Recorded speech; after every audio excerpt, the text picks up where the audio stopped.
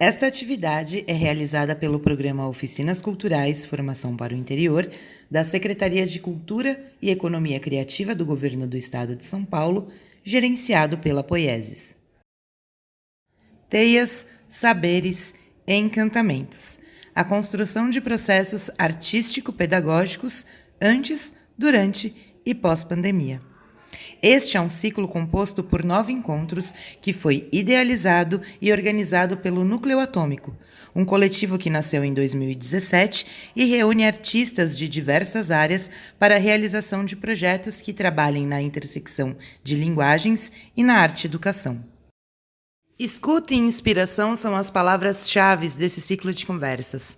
Conheceremos 6 artistas educadoras e 3 artistas educadores. Nossos convidados falarão sobre suas trajetórias, sobre seus territórios de ação, suas inspirações e suas ações no mundo online e offline. As conversas serão mediadas por Audrey Bessa, Valéria Rocha e Tadeu Renato, integrantes do Núcleo Atômico. Neste encontro, música erudita com Esther Freire e Audrey Bessa. Esther Freire é mestranda em Ciência da Educação pela Universidade Autônoma de Assunción, Paraguai. Bacharel em Composição e Regência, com licenciatura plena em Música pela Faculdade Carlos Gomes. Integra o quadro de professores do Conservatório de Tatuí. Além da experiência com a regência de coros adultos e infantis, a maestrina tem experiências com grupos de teatro e publicações literárias sobre música. Nesse encontro, falaremos um pouco dos espaços para o aprendizado da música, em especial a música erudita, e sobre como podemos incentivar a audição em outros espaços, além daqueles voltados para o aprendizado musical. Olá, o meu nome é Audrey Bessa e eu sou integrante do Núcleo Atômico, junto da Valéria Rocha e também do Tadeu Renato. Sejam todos bem-vindos a este encontro. Para você que chegou a esse espaço virtual, seja bem-vindo. No encontro de hoje, eu converso com a Esther Freire. Esther, seja bem-vinda a esse espaço virtual. Muito obrigada. Obrigada pelo convite, mais uma vez, ao Núcleo Atômico e a esse projeto tão belo. Eu queria, por gentileza, pedir para que você se apresentasse para a gente. Bom, meu nome é Esther, eu sou filha de Manuel e Felícia, sou uma mulher preta, e desde que eu tive tanto essa consciência dessa importância de honrar essa ancestralidade, quando me é possível, eu sempre me apresento desta forma, né? Que muito se foi feito, né, de maneira árdua e honrando todo o trabalho. Eu faço questão de dizer os nomes dos meus pais e de toda a ancestralidade, né? Meu pai, um homem baiano, então tem todo esse dendê. Minha mãe, uma mulher mineira, que também eu, como boa taurina, tive essa questão das duas culinárias ali me contemplando. E a gente foi uma família que transitou muito em algumas cidades, né? Então isso também trouxe diversidade, né? Porque quando você mora em outras cidades, isso te traz outras experiências. Então eu nasci no interior de São Paulo, em Presidente Prudente, mas depois me criei em Santos, e aí a praia é todo um frescor, né? O mar, então é onde o teu horizonte aí fica diferente. E depois, em um momento, eu vim para São Paulo, fui para o interior para estudar, mas a minha parte da minha família se estabeleceu em Santa Catarina, em Florianópolis. E ali eu acabei construindo uma relação com amigos, uma história mesmo. Eu, né, tinha períodos, né, quando eu estava ainda estudando, eu ficava quase 3 meses ali. Então, praticamente morei em Floripa, tenho amigos até hoje, né, parte da família também está lá. Então, eu componho aí um pouco essa coisa meio paulistana e litorânea. E sou uma mulher preta, né? Devido ao letramento racial que tem acontecido no país, é importante também eu pontuar isso, principalmente por dentro da minha área, que não existem referências e a participação das pessoas pretas na cena de música de concerto ainda é muito, muito, muito pequena. E, além de tudo isso, nós, pessoas pretas, a gente sofre de um genocídio social que ele acontece de várias formas, e uma forma desse é o apagamento ou o silenciamento de nós. Então, sempre que eu faço questão de pontuar também para que os que vierem ou para os meus pares aí se reconhecerem também. Massa, isso é de extrema importância. Você falou agora, eu fico lembrando de várias histórias de crianças, né, periféricas que vão optar em trabalhar com a linguagem da música erudita, e o quanto que isso é incomum até. E sempre quando sai uma reportagem, eu lembrei muito de uma história de um menino pernambucano que estava indo ensaiar, e aí o violino, ele estava correndo, e aí pararam ele porque acharam que ele tinha roubado o violino, por exemplo, porque não conseguiam acessar o fato de que aquela criança periférica poderia, de fato, estar atrasado para a sua aula de violino. Então, é uma questão de imagética mesmo, né? Que a gente tem que construir, trazer essa possibilidade, né? Acho que as pessoas já nos leem em outros lugares, sempre de uma maneira ameaçadora, né? Então, dentro da cena de concerto, é muito assim, é muito é um racismo muito sutil, né? Porque as pessoas elas ficam, parece que é um elogio, nossa, mas né, como você é maestrina, né? Porque tipo, não, você não poderia, né? Então, nossa, mas você é muito inteligente. Não, eu não, né? Então, é um fato assim, a cor, você não pode ser inteligente, você pode ser exótico, né? Mas você não pode ser humano, né? Então é esse lugar que eu tento, até dentro das minhas redes, também desconstruir, trazendo pessoas pretas para nos humanizar, né? Porque eu acho que isso que é o mais perverso de toda a questão do racismo. Assim. E você, como maestrina, que é isso, né? Tem a questão... Tem várias questões envolvendo isso, mas tem a referência enquanto pessoa negra, não se vê tão representada dentro dessa formação e dentro dessa atuação, e também como maestra, né? A gente não tem tantas referências, ou pelo menos estou falando por mim, de mulheres maestrinas. E aí, aproveitando esse gancho da sua formação e da sua atuação atual enquanto maestrina, você consegue mencionar qual foi o seu primeiro encantamento e o seu primeiro contato, seja em relação a ser maestra ou até anterior a esse processo enquanto musicista? Olha, eu acho que assim, a minha formação, em casa, a gente teve, assim, eu sou filha caçula, né? Então os meus irmãos, eles são bem mais velhos, é só a raspa do tacho ali, como, né, como dizer.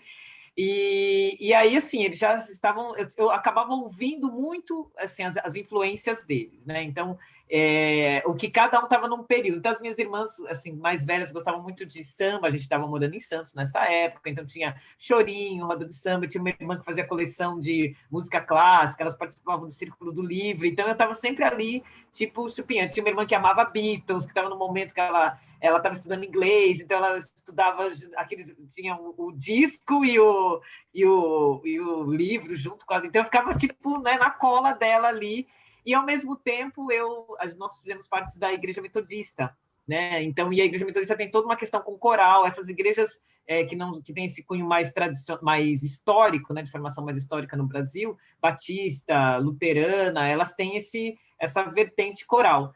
E eu acho que uma mulher assim, região, a gente participava de muitos musicais, de encontros, então isso é muito claro. Eu lembro que eu estava participando de um ensaio e tinha uma mulher regendo. Então acho que isso foi um despertar, assim, de tipo, opa. E eu gostava muito, assim, acho que eu fui uma criança não só musical, mas muito criativa, muito da imagem, assim, sabe? Porque Santos, hoje quando eu vou para, sei lá, as ilhas sempre me despertam, sabe, algo mais. Então, Floripa, eu fico, nossa, meu Deus, sempre tem esse encantamento com a beleza. Então, acho que eu ficava meio boquiaberta ali com aquele lugar, com a beleza, com as histórias. Então, tinha todo um imaginário com os gatos, né, com os animais. Então, tudo fazia parte ali desse momento. E eu lembro que a minha mãe me deu um xilofone, mas eu fiquei, tipo, sei lá, 5 horas tocando aquele negócio, porque depois eu não conseguia levantar o pescoço. Acho que foi tipo assim, a música já começou a dar uma, né, uma sapiada por ali. Então, acho que esse encantamento veio de me reconhecer uma mulher, né? Não era uma mulher negra, mas era uma mulher. E depois a questão de todo esse imaginário aí da infância, né? Da chegada dos instrumentos também. O seu primeiro instrumento foi um xilofone. Meu primeiro instrumento foi um xilofone. E a partir desse primeiro presente, desse primeiro contato com o instrumento, quais foram os seus processos formativos dentro da linguagem musical? Olha, agora, assim... Você começou aqui, foi para lá? Como que começou? Eu acho que foi o xilofone, mas o canto, né? Porque eu cantava. Então, na verdade, o canto é o primeiro instrumento nosso mesmo. Então, eu já estava ali, né? Então já tinha essa coisa de cantar em voz. Talvez eu estava cantando a voz infantil, a primeira voz, o uníssono, mas esse ambiente, né, polifônico também já contribuiu. Então, acho que estava cresceu meio tudo junto, né? Eu gosto dessas coisas meio né, de todo mundo junto, né? Não tem um caminho tão linear, né? E aí, assim, como eu fui filha caçula, então nas minhas férias, onde eu passava? Eu ia para os campos, né, universitários dos meus irmãos, e os meus irmãos, todos eles foram para outras carreiras. Meu irmão é físico nuclear, então eu ia para São Carlos, para o Fiscar, onde ele estava fazendo terminando a formação dele. A minha irmã também foi para a área ela trabalhou com educação especial, e depois ela foi para dança, mas então eu passava o final de semana, as férias nesse lugar. E os meus pais, eles tinham um processo de consciência muito incrível, né? Porque eles já sabiam, né, como as coisas iam acontecer, e acontece relacionado à questão da educação. Então, meu pai falava, né, nós não temos herança, a herança de vocês é a educação. Então, a gente tem que estudar. Então, quando eu estava, sei lá, no comecinho do ensino médio, todos os meus irmãos já estavam dentro da universidade, né, ou estavam envolvidos ali com o processo de formação. E aí, né, para você ir para a música, não era uma coisa tão simples. Até então, a formação da música, você primeiro vai para o nível técnico, ainda é hoje, né? Para depois você ir para a graduação. Você não, é como medicina, você não pode chegar na graduação cru, é totalmente inviável, assim. E aí, então fiz uma formação de pós-ensino médio totalmente, eu fui morar com meu irmão no último ano, né, do ensino médio, e fui fazer cursinho. Então, tipo, aí fui conhecer os polos, né, os campos, Unicamp, Unesp, mas eu estava com um foco, muito influenciada por esse meu irmão, que, né, tipo, o futuro é tecnológico, é isso daqui o futuro. E aí ele, tipo assim, não, e eu, tipo, o que você vai fazer? Eu falei, não sei, história, porque eu amava história, eu tive professores de história maravilhosos, assim.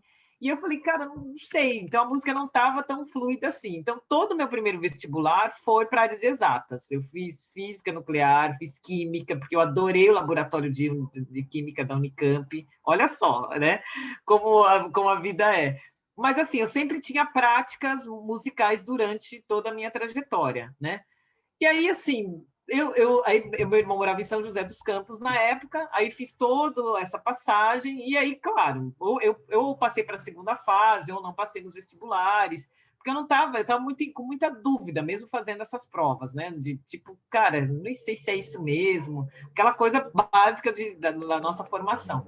E aí eu fui morando em São José dos Campos, é aquela coisa, né? A vida nos atrai mesmo. Conheci a Fundação Cultural, né? Que lá e assim, a Fundação Cultural tinha uma série tinha todas as artes, então tinha artes visuais, tinha exposição, tinha um coral e uma outra maestrina, que era a Yara Campos, na época. E aí eu falei, bom, vou participar.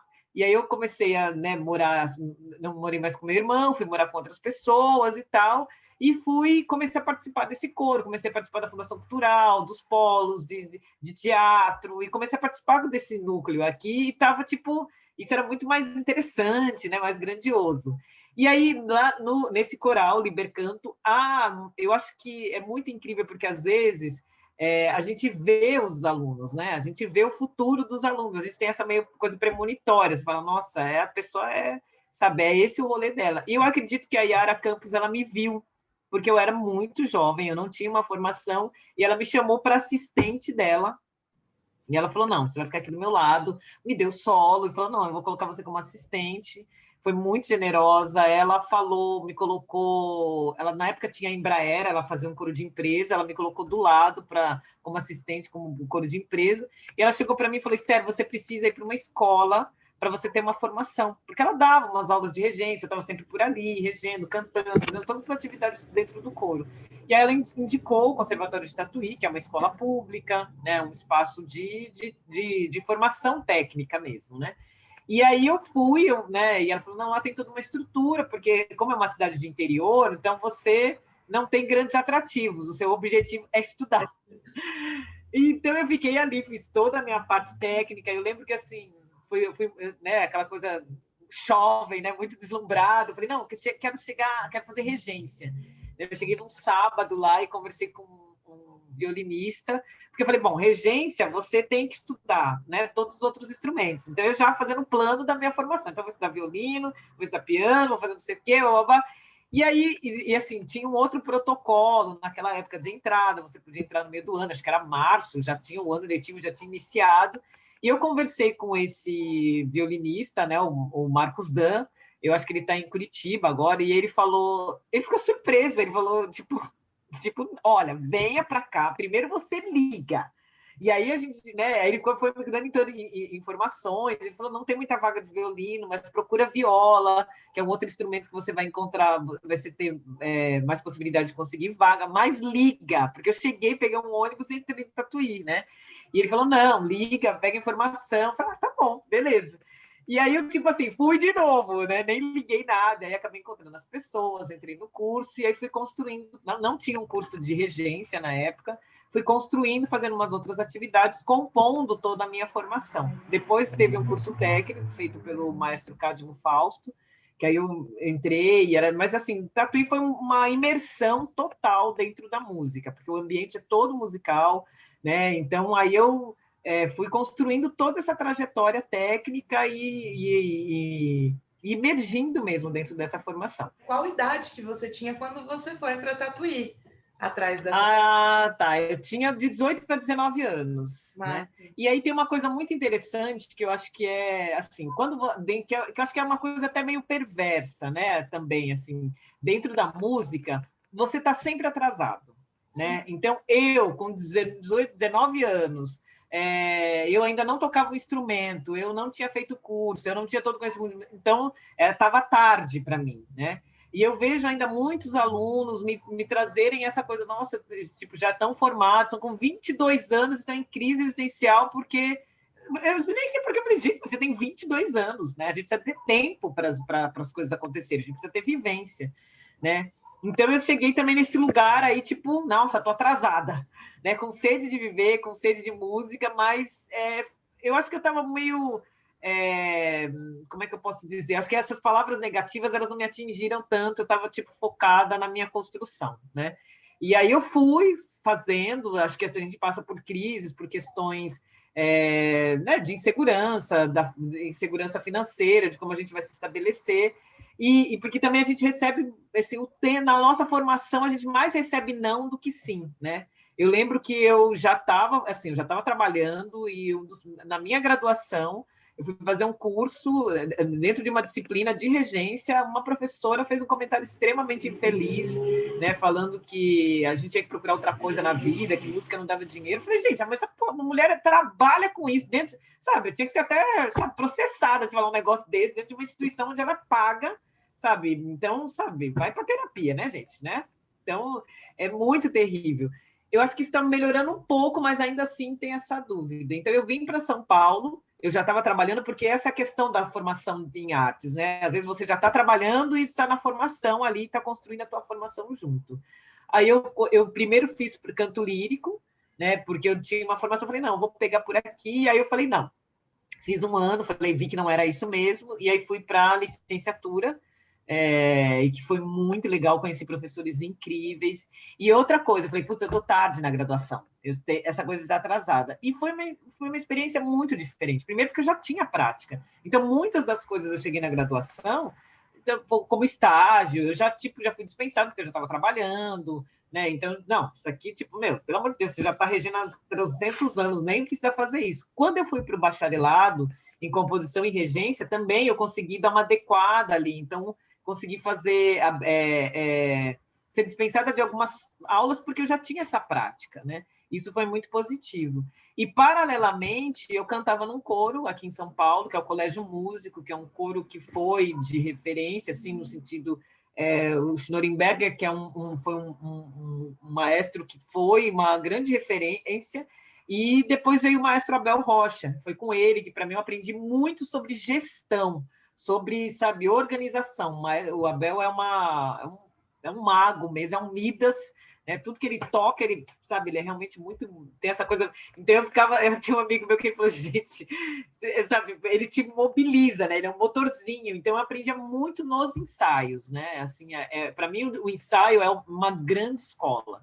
Então, eu também acabei criando muitas conexões, muitos amigos, muitos parceiros musicais que eu tenho hoje vieram desse grupo, né? Então, esse projeto, esse espetáculo que a gente criou, né, foi com a Gina Falcão, que a gente cantava juntos ali nesse coro, né, esse projeto do João e a Rosa, que falava sobre as modas de viola. Então, a gente, né, e outras parcerias, então, e acho que foi uma escola também, né, paralelamente com a graduação. E aí eu fiz um ano como aluna especial, né? Eu estava como fazer, e agora o próximo passo, o mestrado, né, dentro da graduação. E aí fiz um ano como aluna especial na Unesp, o que foi muito incrível, porque apesar de não ter passado no processo seletivo, eu fui aluna do Paulo Castanha, que foi um professor sensacional, assim, e ele estava com na época, uma disciplina muito incrível, né, que se chamava a teoria do desenvolvimento humano aplicada à música. Então, por que você faz música e o que é que o seu projeto contribui para o desenvolvimento humano? Então, ele passou um conteúdo, eu fui muito privilegiada, ele estava numa fase de transição, fazendo uma análise, né, dele como educador ali dentro da instituição, e foi muito incrível, e assim, tanto que a classe era assim, tinha 50 pessoas, né, e, acho que metade da sala era aluno ouvinte, porque estava desesperado ali para ter esse feedback, porque a gente quer outros caminhos, né? Essa formação, ela não dialoga muito com a nossa realidade, né? Eu, uma mulher preta, sem referenciais dentro da música, você fica buscando e construindo até esses outros referenciais em outras áreas, o que foi o meu caso, e que isso foi muito positivo. E aí eu achei uma oportunidade, na verdade, porque a questão do processo de pós-graduação, ele é muito fechado e ele é limitado, né? Ele é para que a gente não faça, porque não tem vaga, né? E aí eu tive essa possibilidade de fazer no Paraguai, né? Na Universidade Autônoma de Assunção, onde eu passava as férias ali estudando, né? Eu estou fazendo em ciência da educação, com muitos brasileiros, a turma é ministrada, de novo, eu com os coletivos aí plurais, então tem professores da Espanha, professores do Paraguai, e a sala é muito múltipla, porque tem gente de muitos países também, né, de Angola, do Chile, e também de muitas cidades, né, do Norte, Nordeste, então é muito diverso. Eu já estou no momento de dissertação, do mestrado, da escrita, né, da dissertação, então espero em breve, pós-pandêmica, aí, fazer a defesa. Essa é. Tem duas coisas que você mencionou que eu achei muito importante, assim, que foi, você começou a fazer esse processo de estudo e você já trabalhava, não necessariamente na área, mas você já estava atuando, né? E aí, são duas perguntas que eu vou fazer casadinhas, que é, como você já trabalhava na área, já tinha essa experiência, em que momento que acontece como que eu vou elaborar isso? Que você, enquanto aluna, também passa a compartilhar o conhecimento e passa a ser uma arte educadora dentro dessa linguagem. E aí você mencionou essa professora que em algum momento da sua trajetória de formação, ela falou de forma negativa, e eu passei por uma experiência dessa. Quando eu fazia teatro na Escola Livre, e eu lembrei disso recentemente, a gente estava no segundo ano, eram 3 anos e meio, né, de formação, um professor entrou na sala de aula, eu não sei o que aconteceu com ele naquele dia, e ele falou assim, dessa turma de 30 pessoas, se 3 daqui a 5 anos, 3 anos ou até menos estiverem trabalhando com isso, é muito. E hoje eu entendo a fala dele, não que eu concorde, né? Mas eu entendo porque era, naquele momento, naquele período, esse começo dos anos 2000, era a realidade daquelas formações. 2, 3, 4 pessoas no máximo trabalhavam com isso. E da minha turma, hoje eu posso dizer que 80% trabalha com arte, que é uma vitória, né? E também isso mostra que as coisas, ainda que meio capengas, elas evoluíram. Sim, sim. Mas existe alguma referência, alguma experiência pedagógica, algum momento dentro dessa formação que te marcou como aluna? Não necessariamente, né, nesse feedback não tão legal, né? Nesse lugar assustador, mas que tenha sido, você fala, pô, que legal, e isso te deu o impulso de continuar, ou coisa do tipo. Deixa eu entender primeiro a primeira pergunta, desculpa, só se você puder retomar, seria uma questão de sinapse, é isso? Isso, não, vamos inverter. Então, que é isso? Desse processo da sua experiência pedagógica como aluno, o que te marcou mais dentro do processo formativo? E a partir disso, quando que você começa a entender que você também pode compartilhar desse ensinamento, como você acaba se tornando arte educadora, não sei de que forma que você se identifica hoje, né? Como artista educadora, como professora, arte educadora, mestre, mestra, enfim, também é uma questão. Mas quando que começa esse período de transição? Olha, profundo. Assim, né? Até eu acho que assim, eu acho que na verdade assim, a minha trajetória, eu acho que eu me dei conta disso há pouco tempo. Eu acho que a minha trajetória foi muito solitária, né? Dentro da construção do meu conhecimento, assim.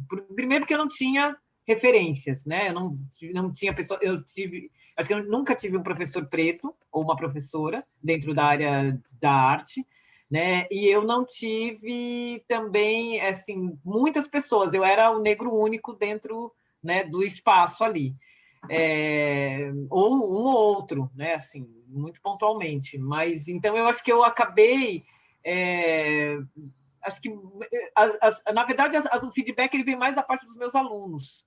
Veio mais essa troca, ela aconteceu mais quando eu estava dentro da sala de aula, quando eu tive um aluno negro, uma aluna negra, e eles, assim, eu sentia que era... Que alívio.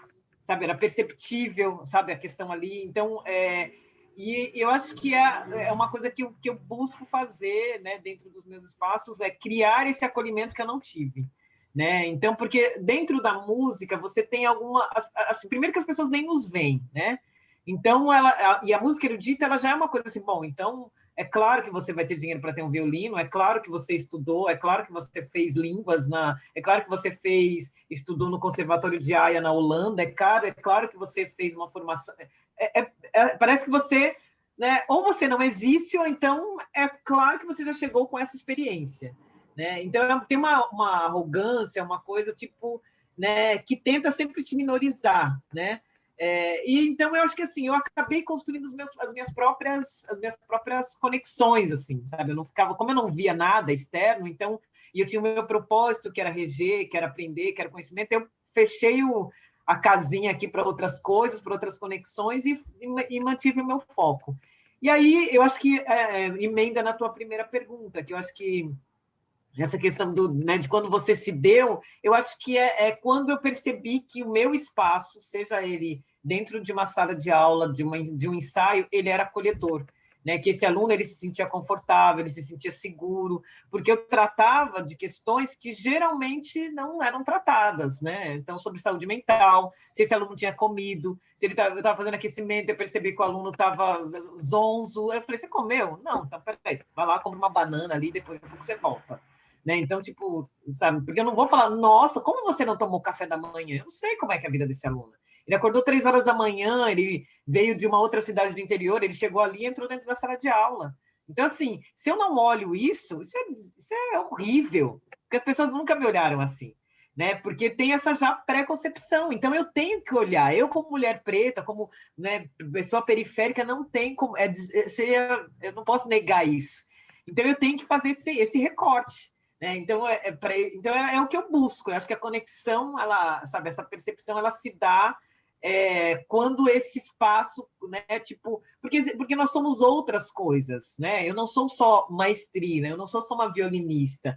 E eu acho que não, isso não, porque acho que dentro das artes, eu posso falar da música, mas eu acredito que dentro das artes isso é um modus operandi, né? Se você não trata da humanidade, não parece que você é menos artista, né? Gente, a nossa área é de sensibilidade, né? Como é que você vai fazer conexão se você não é respeitado, se você não trata das suas coisas, se a tua história não é valorizada? Eu gosto muito de um grupo da Bahia que chama Na Rédea Curta, que são feitos por 2 artistas pretos. O Sullivan Bispo, eu assisti uma live dele o ano passado, eu gosto muito, eu sigo demais assim, esse grupo, achei eles incríveis. E ele fala que, para construir a Mainha, que é o personagem que ele representa, ele trouxe as falas da mãe, da avó.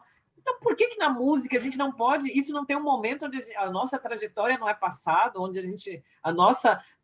de repente você ouviu o teu avô ou seu pai tocando sanfona, e porque hoje você toca viola clássica ou violoncelo, isso não agregou nada na sua vida? Gente, sério. Mas, assim, porque, na verdade, eu acho que, assim, a gente tem uma formação de pessoas brancas, héteros, cis, nesse lugar. Então, esse conhecimento europeu, ele não... A gente recebe, mas ele não tem troca.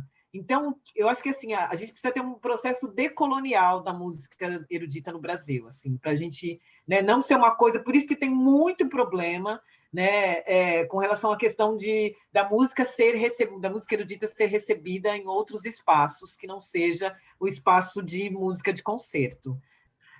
Então acho que assim, você tem que ter um lugar, você tem que ter uma roupa, porque foi isso que nos foi chegado, né? Então a gente não sabe nem dos nossos, a gente tem um apagamento histórico tão grande que a gente não sabe nem dos nossos artistas pretos ou dos brasileiros que são referência.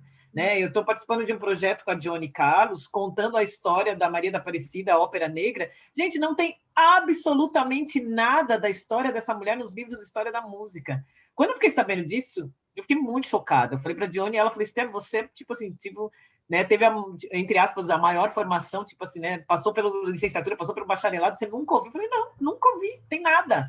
Porque não são pessoas como nós, né? São pessoas que que acho que elas não veem necessidade disso.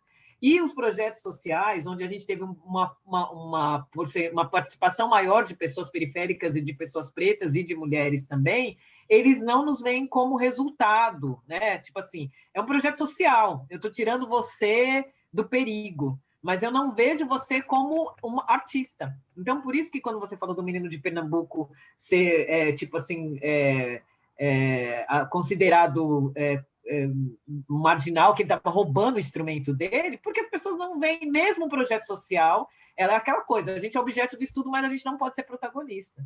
Então, assim, a minha crítica até aos projetos sociais é porque eles não fazem um processo de manutenção das pessoas pretas no próximo passo, que é na universidade, né, e que é no mercado de trabalho.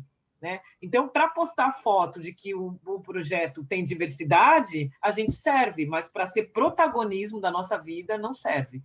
Então, quanto mais a gente tiver consciência disso e criar espaços de manutenção das pessoas pretas e das mulheres e das pessoas minorizadas nesses espaços, e que a gente tiver consciência disso, melhor. Porque também não adianta nada você... Não é que não adianta nada. ok você entrar na USP, ok você entrar na graduação, mas como é que você se mantém ali? Se esse professor, de repente, pode ter questões abusivas, questões raciais, né? Então, a gente escuta barbaridades e coisas que, assim, devido a você ter o seu objetivo, você segue. Agora, hoje não mais. Isso é incabível, sabe? Isso tem que ser processo. Um professor de desrespeitar ou tiver uma ação racista, ele tem que ir para a cadeia. Para mim, é isso. Não tenho racista de estimação, nem na academia. Então, eu acho que tem que ser esse lugar. Então, eu tenho uma aluna de violino, na verdade, ela cantou comigo, hoje ela é violinista, ela é aluna da USP, e quando ela entrou, é uma aluna negra, quando ela entrou na USP, a USP tem, os alunos de música erudita tem um quilombo. Quem são os alunos? Eu falei, gente, isso é maravilhoso, porque a coisa mais horrorosa do mundo é você estar ali sozinho, sabe? Você não se identificar, você não se sentir pertencente, porque já basta as crises da profissão, e ainda você não se sente pertencente àquele espaço, porque os espaços fazem questão de falar, você não é daqui. Porque quando eu não tenho um igual, é esse o recado, esse lugar não te pertence, né? Então, é isso. Você não sei se eu respondi. respondeu, incrível. Isso traz várias reflexões, assim. Acho que para todos, né? Tanto eu aqui, a cabeça tá funcionando para quem vai nos assistir. E aí tem uma coisa que você falou e que infelizmente faz parte do nosso imaginário, que é essa questão da música erudita, ela é para determinado público. Eu me peguei agora pensando quais foram os lugares que eu fui assistir um concerto ou que eu me deparei com isso, e ao longo da minha trajetória de 37 anos foram poucos os lugares, talvez por não me sentir pertencente àquele meio, né? Não é nem por uma questão de gosto musical ou não, é de se sentir acolhido e ter um entendimento. E aí eu lembrei de um filme que eu gosto de assistir, e aí no meu imaginário esse filme é como funciona a questão da música erudita, que é daquele baterista. Eu esqueci o nome. Acho que eu sei.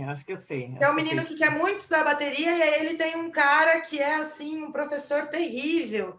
Sim. Que também entra nesse lugar que você falou anteriormente, que é da gente achar que a educação musical ela tem que ser validada na infância, né? Na primeira idade, porque Sim. se eu hoje com 37 anos quiser estudar violão, violino ou o que seja, eu já não vou ser. Não vou ser ninguém. Isso vai ser mais um hobby do que qualquer outra coisa.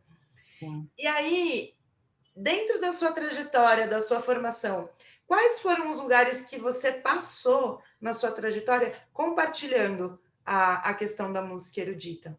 Em que lugares que você atuou para ensinar a música erudita? Bom, então, assim, paralelamente, assim, quando eu fui para o interior, e eu acho que, assim, eu acho muito incrível, porque a gente recebe muita crítica porque a gente não está fazendo, você não está estudando só piano, você não está estudando... Então, assim, eu acabei compondo outras coisas. Então, eu lembro que eu estava em Tatuí, a minha irmã me deu um curso com a Josete Feres, que foi uma referência dentro da área da educação musical, e uma doçura. Eu tive sorte de fazer aula com essa mulher, porque essa mulher ela era doce, né? E aí eu ia para Jundiaí para fazer aula com ela na escola. Na verdade, eu primeiro fiz o curso com ela em Piracicaba, na época minha irmã morava em Piracicaba, e eu fiz um curso do SESC, e a Josete era uma mulher que ela se jogava com as crianças, ela fazia as coisas, ela era, sabe, era um experimento, e ela já estava ali, tipo, sabe, com 50 e poucos anos, acho que até um pouco mais, assim, quase 60, e ela, tipo, vamos lá! E é maravilhoso. Então, assim, aquilo me encantou e foi uma forma de atuação. Então, depois eu atuei um pouco como professor assistente dentro da área da educação musical no conservatório. E uma outra coisa, eu tinha um amigo meu que ele trabalhava na rádio local, ele gravava comercial, por causa do timbre. E ele falou, Esther, você tem um timbre legal, acho que vai ser bacana. E foi muito incrível, porque eu trabalhei gravando comercial e depois de um tempo eles me convidaram para fazer um programa. Então, eu fiz AM, trabalhei na FM, fui radialista, assim. Aí, quando chegou um momento do tipo, olha, vamos estabelecer, né? Já estava tudo organizadinha, CLT ali, tudo direito. Aí eu falei, foi um momento que eu ganhei a bolsa para estar mais atuante dentro da minha área ali como regência. Então, eu falei, não, é um momento que eu tenho que fazer outras coisas. E isso, assim, me ajudou a criar o podcast, que é o que eu tenho hoje, né? Então, foi uma ferramenta ali. Aí, então, assim, no interior, eu dei aula em muita escola de música, escola normal mesmo, escola de ensino regular.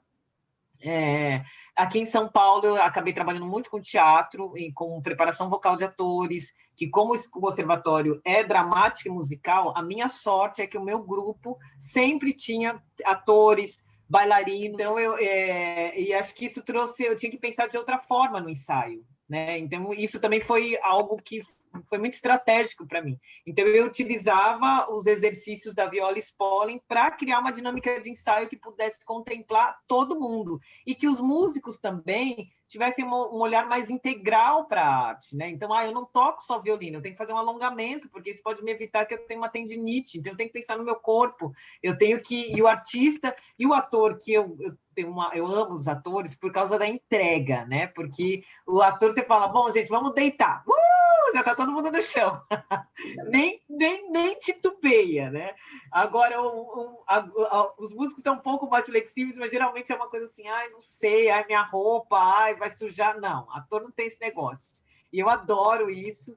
E então foi uma forma que eu acabei conhecendo muito, assim, atuando muito essa coisa dentro do universo de artes cênicas, como preparadora vocal, como direção musical de espetáculos, e acabei até desenvolvendo um espetáculo junto com um grupo, que é o Grupo Esparrama, né? A gente fez um espetáculo misturando as duas linguagens da cena de um quarteto de cordas e da linguagem clown.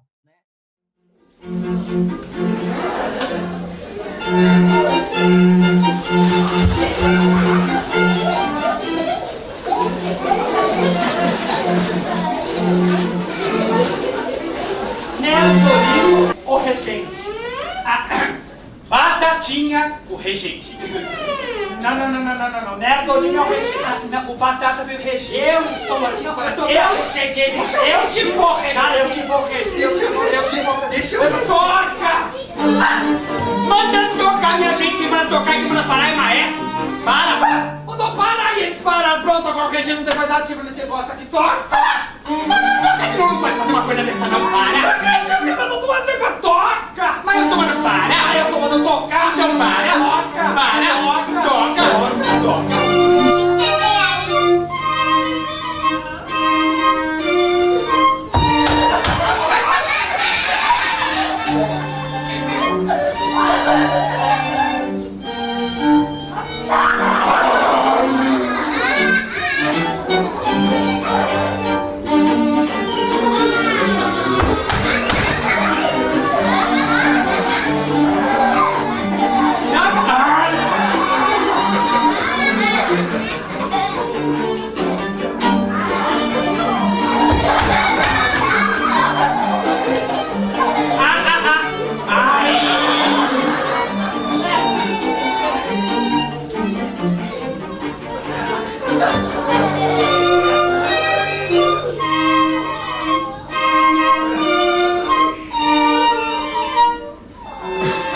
Quando ele vai achar?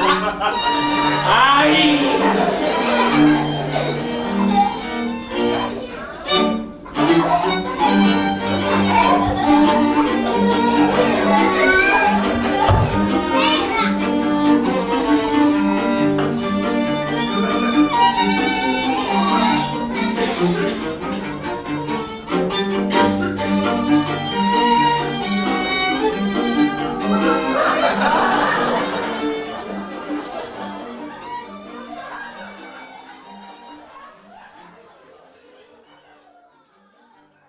Atuei muito em empresa, coral de empresa, escola, igrejas, onde você tem muita cena coral, né?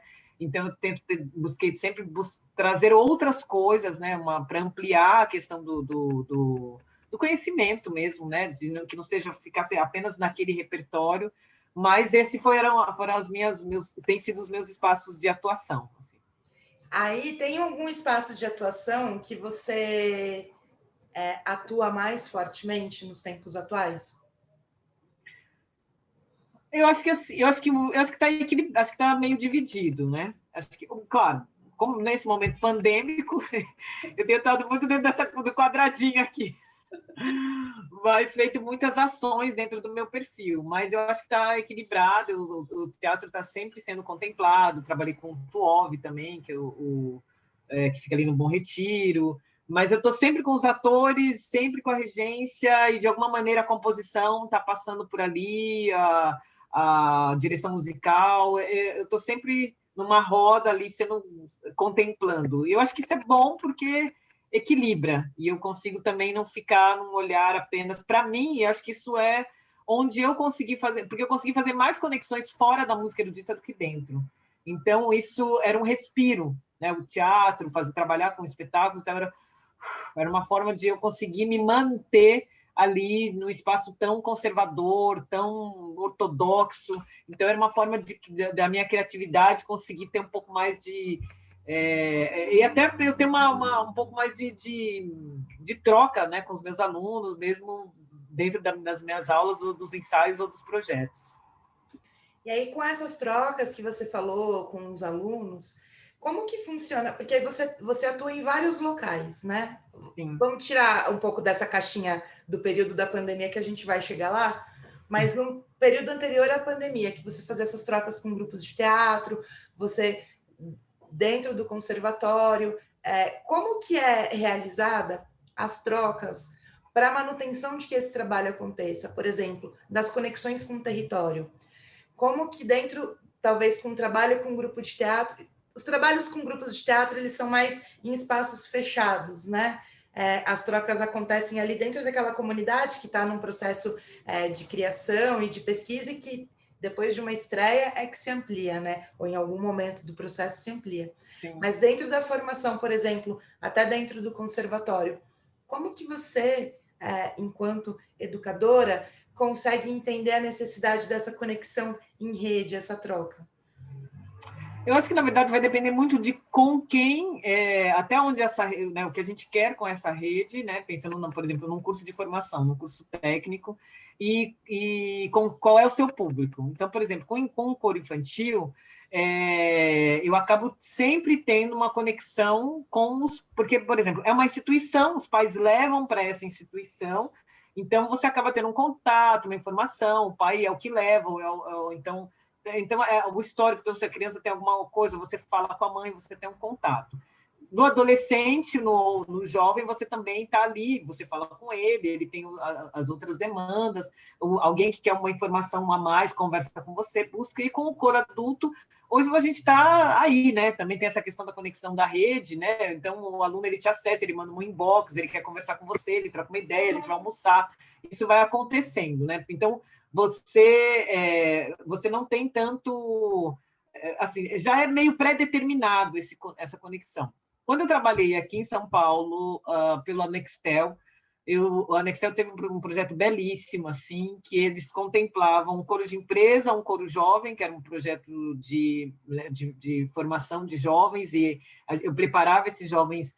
Eles tinham 6 meses de aula de música para prepará-los para a formatura, então, preparando um repertório, mas tinham essa iniciação musical. E um projeto, o Fofinho, que eram as duas escolas no Ipiranga, 2 escolas públicas. E aí, assim, as 2 escolas, a Nextel, assim, ela oferecia o nosso serviço, eu e uma pianista, e a gente tinha também, no dia da apresentação, eles ofereciam toda uma estrutura, então um lanche para criança, tal, então a gente coordenava. Então, por exemplo, a gente tinha total liberdade, então eu levei as crianças para cantar na livraria da Vila, então eles ofereciam um ônibus, então, assim, como era uma multinacional, você tinha recurso, né? Então isso era fácil. E o que fez grande diferencial eram os gestores, foram as gestoras. Então, a gestora, na época era a gestora Leila, de uma que ficava ali no Cambuci, ela era incrível, assim, porque ela tinha total domínio da escola. A escola, ela ficava numa região de muita vulnerabilidade, então ela sabia quem era o público dela, muitas daquelas crianças só tinham a refeição do dia, ali na escola. Então, eram crianças muito vulneráveis, mas assim, eu lembro que eu tinha uma pianista que a gente trabalhava juntas, né? Então eu ia de 15 em 15 dias. Um dia eu ia sozinha, no outro dia eu ia com a pianista, né? E aí a gente chegava, quando as crianças nos viam, elas já corriam o ensaio acontecendo na biblioteca, já organizava a sala, já tipo... Então, assim, era uma delícia elas estarem ali, para elas, que era um momento também onde a criança tem que pensar em mais nada, ela tem que receber, ela tem que vivenciar aquilo. E eu acho que parte disso era muito mais por conta da gestora, que abriu as portas, que estava parceira, que tudo que a gente precisasse estava ali. Esse é o diferencial. Também na outra escola que fica ali na Bom Pastor, era esse o núcleo. Eu tinha contato com alguns pais, mas os gestores é que faziam total diferença. Então, acho que vai muito do projeto, vai muito do lugar, né? Que você consegue ter esse contato aí com esse espaço externo, né? Numa instituição, se os pais levam, então já está meio predeterminado, né? E aí você acaba tendo um contato na apresentação. Num caso ou outro que você vai ter uma troca com o pai, de repente se aquele aluno já está cantando com você, já é teu aluno há alguns anos e tal, então você começa a ter um pouco mais de aproximação, né? Ter uma conversa. Tem uma mãe de 2 alunos meus que ela é uma querida, ela adora ler. E aí um dia os alunos estavam na porta, eles acham que está com 7 e 9, talvez mais ou menos por aí. Então, eles estavam lendo. Eu falei, gente, eu adoro leitura, né? Eu falei, aí eu já falei sobre isso na sala de aula, perguntei o que eles estavam lendo, e depois comentei com ela, falei, gente, como que assim, que delícia, como é que você colocou essa questão da leitura aí com as crianças? E a gente acabou tendo uma troca, mas é muito pontualmente. Então, mesmo num espaço mais vulnerável, você acaba tendo o que vai fazer a diferença é o gestor ali para aquele projeto avançar, né? Você teria que ter, acho que, ações mais integrativas para que você tivesse contato com os pais. Os pais sabem da importância, eles ficavam felizes, por exemplo, nesse projeto com as escolas ainda parceiras da Nextel, eles ficavam muito felizes assim com a participação das crianças, com a apresentação, com o resultado, né? Mas, por exemplo, quando as crianças iam se apresentar em outros lugares, eram poucos pais que iam viajar, né? Que iam juntos, assim, porque os pais estavam trabalhando, então era mais assim, a bibliotecária, a diretora, então a gente ainda não conseguia ter algo tão inserido assim na comunidade, com tanta participação, na verdade. Sim, e aí entra nesse aspecto, aí a gente vem para esse período que são as práticas do universo online, que foi o que nos restou nesse período pandêmico. Como que é a dinâmica das aulas na pandemia? Como que isso funcionou para você? Eu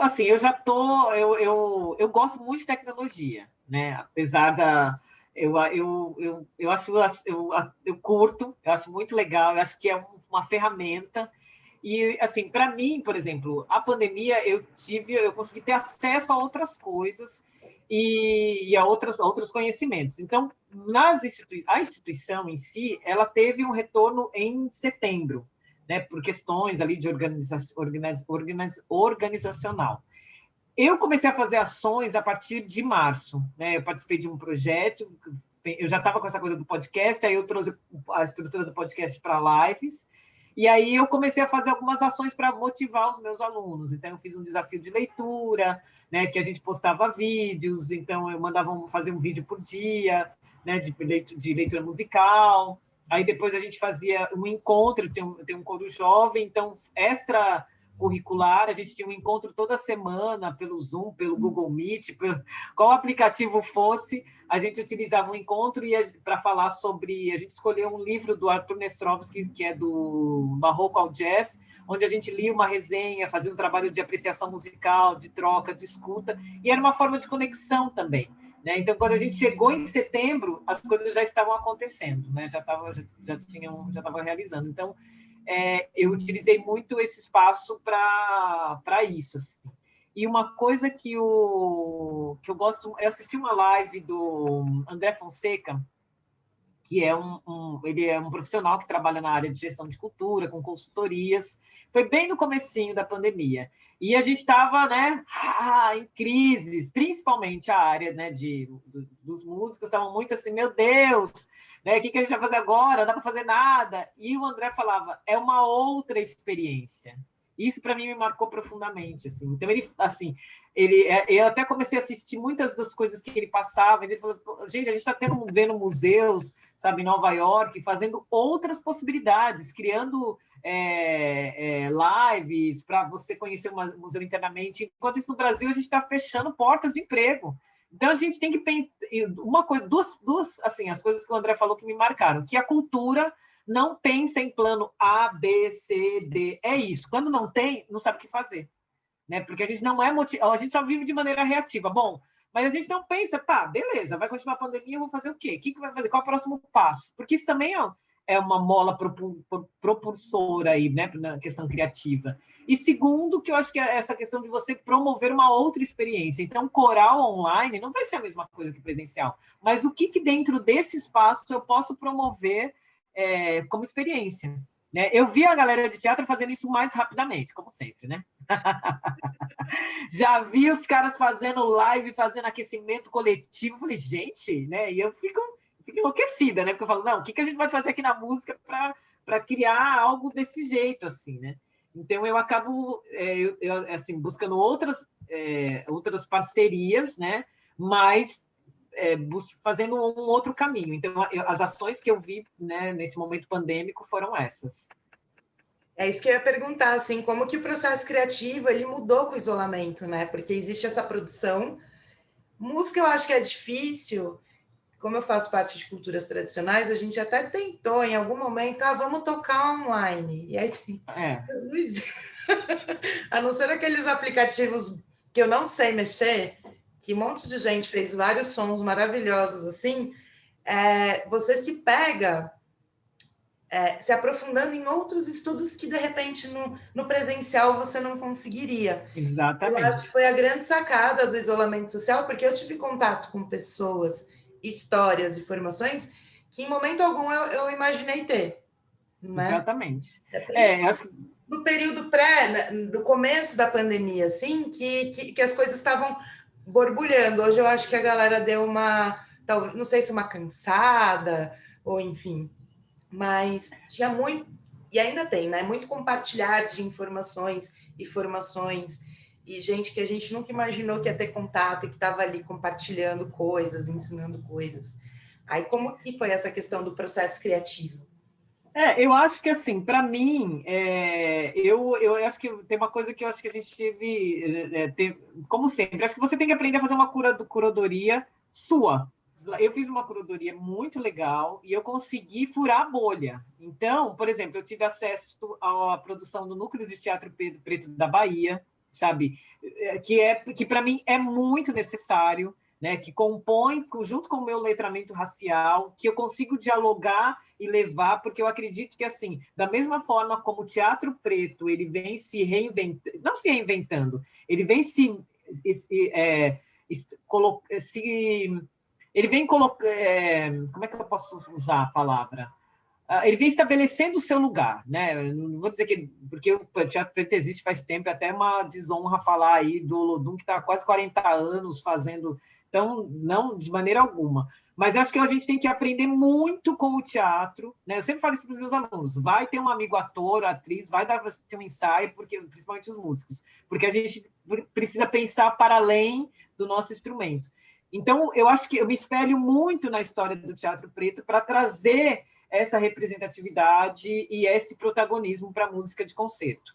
Né? Então, isso foi muito legal. Algo que foi muito diferencial, eu tive contato com um músico, que é o Iberê Carvalho, e ele fez algo histórico. Ele fez um mapeamento das pessoas pretas que assistem na música de concerto. Então, ele fez live de março até novembro, com todas as pessoas pretas, está no perfil dele, Iberê Carvalho, no Instagram. E eu comecei a conhecer gente que eu não via, porque a gente está estrategicamente separado, né? Porque os caras não nos querem juntos. Então, assim... Isso é imagético. A gente só vai conseguir que as pessoas não fiquem olhando para a gente com cara de espanto e falando que a gente é exótico, quanto mais a nossa cara preta aparecer nos lugares. Então, vai ter, sabe, tem violinista, tem cellista, tem maestrina, tem, sabe, pianista, tem tudo, gente. Vamos parar de surpreender com o nosso conhecimento, sabe? Para com esse negócio aí. Então, eu acho que vamos mudar aí como é que eu posso dizer? Mudar a forma de nos elogiar, né? Eu acho que é isso. Então, isso foi muito incrível. O próprio André Fonseca, que é um baita de um gestor da cultura aí. Eu acho que todas essas instituições tinham que estar fazendo os cursos do André, porque o André, ele tem um olhar. Você estava falando sobre a questão, né, de que você nunca se sentiu acolhida dentro de... Não acolhida, nunca se sentiu instigada a participar. Mas, às vezes, assim, é mais do que você colocar uma mulher, uma pessoa preta, uma pessoa de cabelo black na divulgação, sabe? Quantas dessas pessoas, ou uma pessoa LGBTQI+, mas quantas dessas pessoas compõem o corpo de gestão desses lugares? Né? Nenhuma. É isso. Né? Então, a gente tem uma lavagem de diversidade, né? Como um termo que o próprio André trouxe. Então, ele falava o quanto que preparação o museu tem para receber as pessoas periféricas. Né? Porque o segurança está preparado, né? As pessoas, como é que é? Como é que está sendo isso? Né? Então, você vê as pessoas, elas conseguem ver pessoas iguais a ela ali, que não estejam só em postura de prestação de serviço. Você tem arte negra, arte LGBTQI+, arte de mulheres sendo produzidas e sendo apresentadas. Por exemplo, a gente tem muita experiência eu entrevistei o ano passado a Érica Muniz. A Érica Muniz é uma soprano, que ela canta no coro da USESP, ela é carioca, atualmente está atuando aqui em São Paulo, e ela contou, a Érica Muniz e a Marli Montoni, são duas cantoras líricas. A Marli atua no Teatro Municipal, né, são solistas, são mulheres pretas que atuam dentro da cena de concerto, e a Érica Muniz também. Mas da experiência que foi quando você se vê no palco, quando elas convidam as pessoas e vêm outras pessoas. E mesmo assim, por exemplo, a Érica mesmo fala que entre o coro e a orquestra não tem 10% de pessoas pretas ali. Então é muito... Gente, isso é sério. Se você não se vê nesse lugar, não adianta ficar fazendo discurso que você é antirracista. Eu quero saber se você é antirracista quando você tiver uma maestrina ou um maestro preto na tua frente regendo.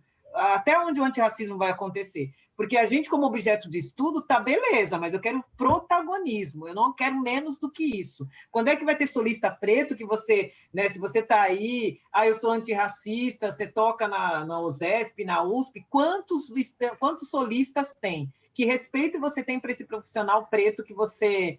Ou é só para dizer que você não é racista porque você tem um amigo preto, sabe? Então, eu acho que as coisas estão ruindo. Para mim, a pandemia ela foi, sabe, crucial. Mas eu não estou à frente desses espaços, eu não estou na liderança desses espaços. E eu acho que, assim, é uma coisa que até o Iberê me chamou para entrevistar, e eu sempre falo, agora é eles que lutem, sabe? Porque a gente tem que tomar muito cuidado para não virar Tolkien de diversidade dessa galera, porque como está na moda, né, todo mundo agora, né, até o Cabral, que é um escritor, falou, eu quero escrever, sabe? Eu não quero ficar aí, sabe? Estou cansado, levei 10 anos para a publicação de um livro, eu quero escrever. Sabe? Então, vamos aproveitar essa onda antirracista e mostrar a nossa cara preta. Eu quero fazer música. Eu não quero ser a única maestrina preta. Sabe? Eu quero fazer música, eu quero dar as minhas aulas, eu quero fazer os meus projetos, eu quero compor, eu quero isso. Mas eu estou atenta para não achar que a galera está me usando como token de diversidade, pagando de desconstruído. Né? Então, eu sei o que vocês fizeram na vida passada e seguem fazendo. A gente está num país aí extremamente violento. 2020 foi absurdamente violento para as pessoas pretas. A gente viu naturalmente. E tem uma resenha da Djamila Ribeiro, que é de 2018, que ela falava assim, o quão violento é. Essa resenha ela me marcou profundamente, porque às vezes a gente não se dá conta dessas microviolências. Ela falou, o quão violento é você ser um negro único nesses espaços. Né? Porque às vezes você recebe coisas que você não sabe. Então, que você é a negra metida, que você... sabe? Porque é um desdém com a nossa figura, uma desumanização. Ou você é exótico, ou tipo assim, nossa, mas você vai fazer isso? Ou é uma não validação da nossa qualificação, porque a gente nunca pode, né? E também a gente tem uma cobertura, né, ali, sabe, de uma coisa assim, de um desprezo. Às vezes a gente a gente passa pelos nossos objetivos, porque a gente tem um outro foco, mas é doloroso, é desumano, é desrespeitoso, e eu acho que a gente tem que criar outros espaços, que é aquela coisa, se essas pessoas estão dispostas, beleza, vão se estudar, vão buscar, e eu acho que a gente, né, se isso realmente for pertinente, que isso prospere, né? Porque existem nesse meio aí de quem está pagando de desconstruído, tem pessoas que têm uma boa índole que já fazem isso há mais tempo, mas que bom. Então, assim, a gente tem um letramento racial aí gigante hoje, né? Elas vão ler os livros aí, né? E vão se preparar para isso. Mas uma outra coisa que foi muito incrível, eu conheci uma artista plástica, a Ig, que é uma mulher preta também, incrível, incrível, né? E ela fala, né, que, por exemplo, ela também viveu isso quando ela estudou na FAAP. Então, uma coisa há um recorte da entrevista que eu assisti dela que eu trouxe para mim. Então, ela falou, eu não fui acolhida nesses espaços, então hoje eu sou o acolhimento. E é o que eu tento fazer. Então, se é o espaço virtual que eu tenho hoje, se é o meu canal, se é o meu podcast, se é a minha página, é esse lugar, se é a minha sala de aula, é esse lugar que eu vou ter o acolhimento. Então, é aqui. E eu acho que, assim, desejo sorte e que essas pessoas, né, que venha realmente uma questão de diversidade, porque eu acho que essa questão institucional, ela vai além, né? Você precisa, tem coisas que a gente não tem acesso, a gente não vota para secretário de cultura, a gente vota indiretamente, né?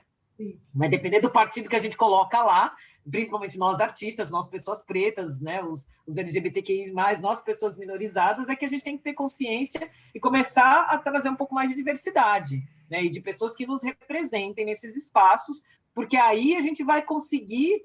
Quanto mais diverso, mais troca realmente isso vai acontecer. Agora, se a gente ficar não vendo... Porque é incoerente. Como é que pessoas brancas, héteros, cis vão se importar com quem não é? Sabe? É uma dominação. O cara não está nem... Ele não enxerga, ele não vai fazer uma política para isso porque ele não vê necessidade. Aí, às vezes, ele vai fazer uma... Né, vai colocar uma coisinha aqui ali na propaganda eleitoral, mas, sabe... é ínfimo. Então, eu acho que primeiro começa de quem a gente quer representado, porque a partir daí desses espaços, a gente vai conseguir, né, ter uma troca quando a gente se vê mais, né? Não só nessas secretarias, nesses cargos, mas eu acho que, como são cargos de confiança, eu acho difícil as pessoas pretas chegarem ali. Eu acho muito difícil. Né? Não acho impossível, mas eu acho que, enquanto isso, eu prefiro investir. Como eu não tenho um poder decisório de escolha nisso, eu prefiro investir no meu trabalho, individualmente, assim, sabe? E com os meus pares. Você falou, eu achei muito bonito isso, que é o seu espaço de acolhimento.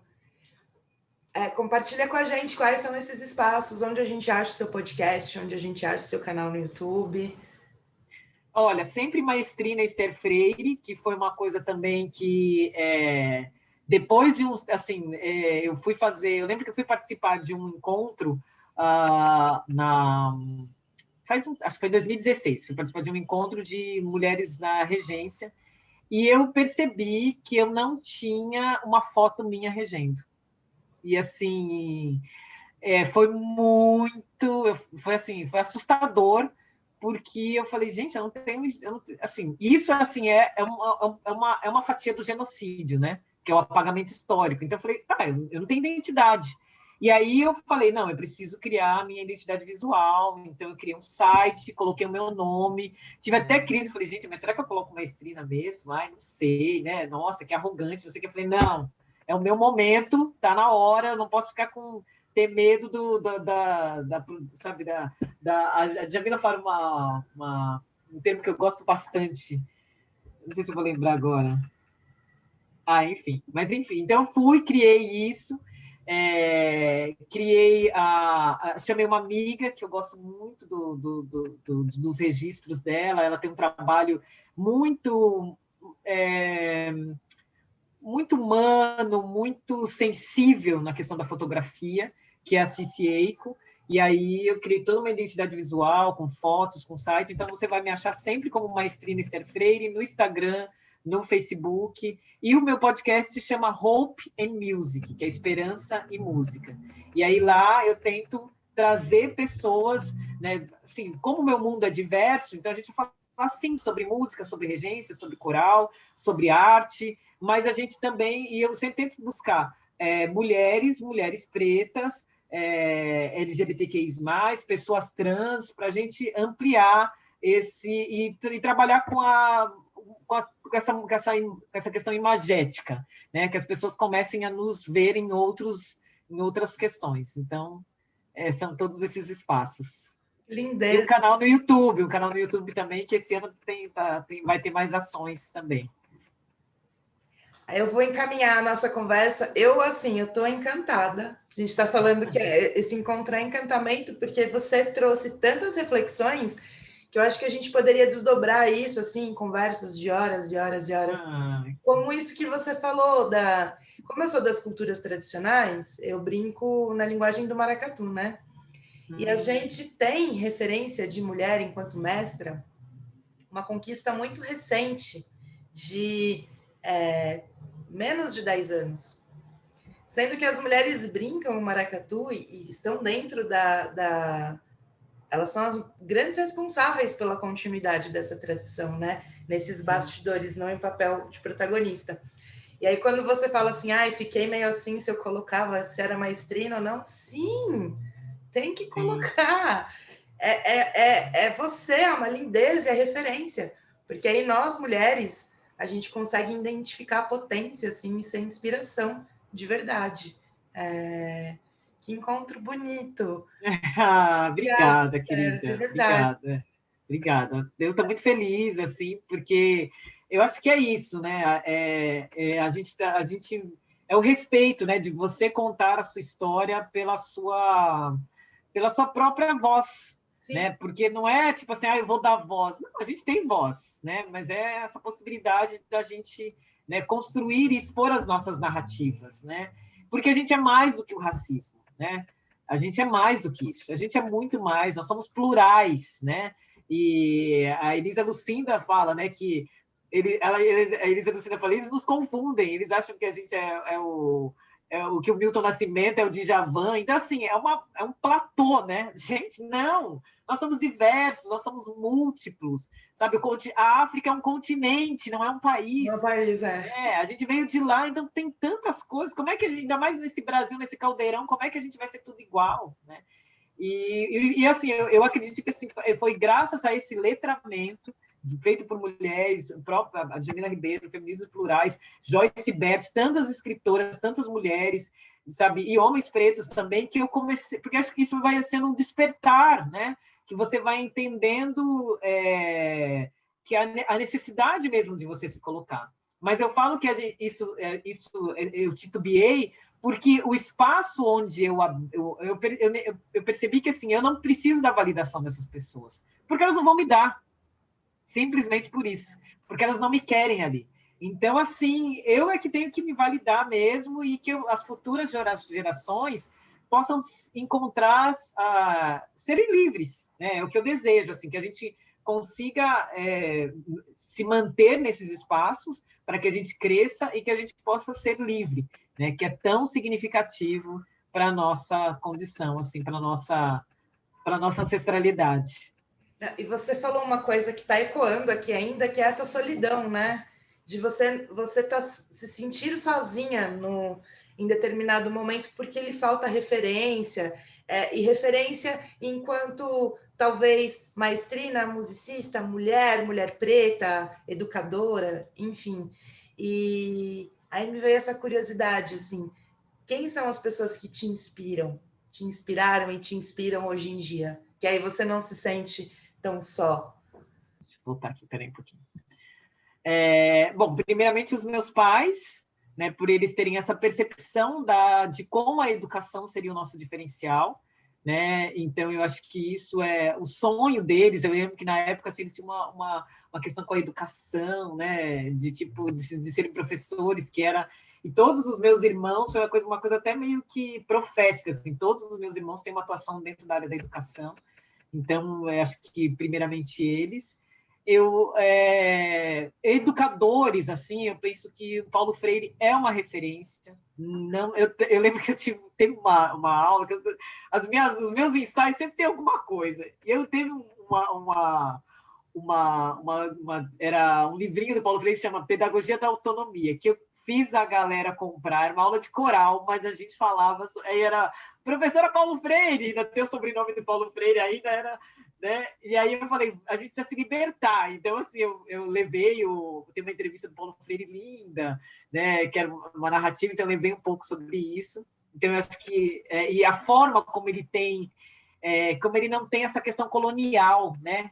Ele respeita aquilo que você traz. Então, eu tento trazer isso dentro da música. Qual que é a tua história? O que você trouxe? Né? E como é que a gente pode agregar isso dentro dessa formação? Eu ainda não tenho essa...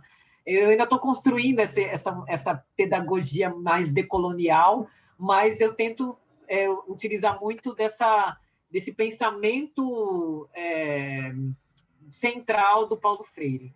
Junto com ele, assim, eu tive uma professora na graduação incrível, que é uma amiga, que é a educadora Eni Parejo, e que é muito humana, e eu acho que isso também foi um lugar onde eu, sabe, me senti mais acolhida, né? A Eni, ela tem um olhar todo, assim, até vindo da formação dela do Kohreuter, assim, o ano passado tive a possibilidade de entrevistá-la também, e assim, a Eni sempre é uma questão meditativa, sempre você encontra com ela, é sempre de reflexão, é sempre, sabe, de você ter espaço para você ter as suas escolhas, de você não se sentir, sabe, sendo acelerado para fazer as coisas, você sempre tem...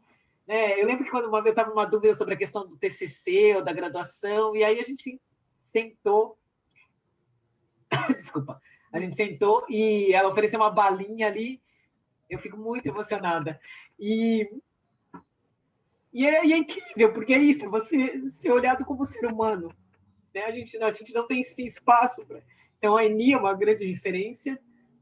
E eu acho que eu fui construindo com outros pares.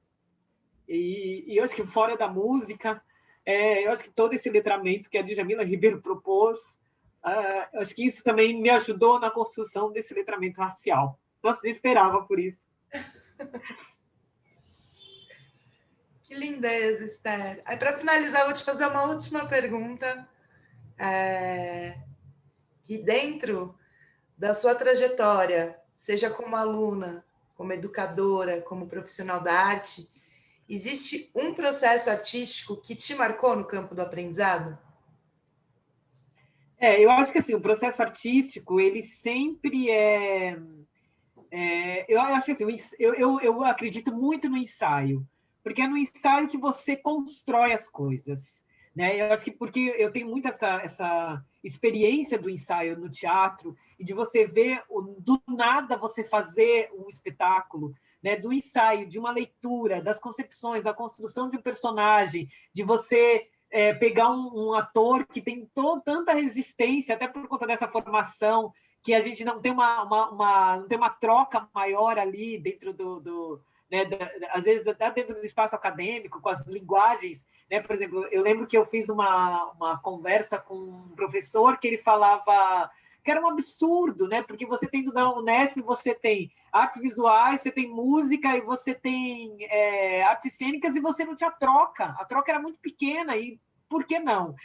Então, eu acho que, assim, às vezes o ator, a gente vai falar sobre música e fala, não, mas eu não canto, pelo amor de Deus, eu não sei cantar, e a voz está ali nele. Então, eu gosto muito do ensaio, eu acho que você tem a conexão acontece ali, eu acho que você cria relações, acho que você encontra pares para a vida, né? Muitos das pessoas com quem eu construí espetáculo foram através de ensaios, com quem eu chamei para fazer outras coisas. Muitos alunos vieram ser parceiros, assim, trabalharam comigo como pianistas, como correpetidores, ou trabalharam, assim, seguem na vida. Então, eu acho que, para mim, o maior feedback é ali. Então, assim, é muito legal o concerto, é muito legal a apresentação, mas isso é fruto do ensaio. Então, o processo, para mim, maior é ali. Ou um aluno que, tipo, às vezes eu nem imagino isso.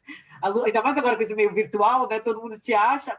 Não, e às vezes você aparece, aí o aluno tem sei lá, uma epifania e te chama, então, queria te agradecer e tal, ali pela aula, aquele momento, falei, pô, que bom, cara, é isso. Então, esse é o propósito, que bacana que tá dando eco.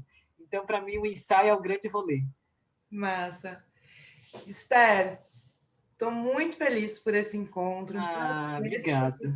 Te conheci assim, Prazer também, de André. acompanhar na internet, de ouvir falar coisas boas, e aí todas elas aqui, ó. Que bom, querida, que bom. Então, Fiquei feliz força também. como mulher, como artista. Você é de uma lindeza e de uma luz assim inspiradora. Eu adoro mulheres para me inspirar. Vivo procurando.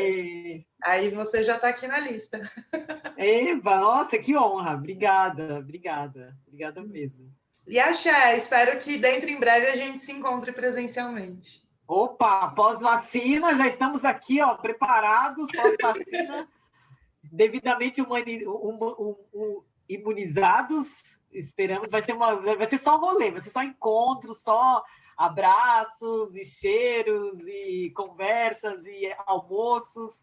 E eu fiz muitos almoços, muitos encontros com o Tadeu e com a Val. Eu acho que tomara que a gente marque um aí pós-vacina. Com certeza. Muito obrigada. Obrigada, querida. Obrigada mesmo.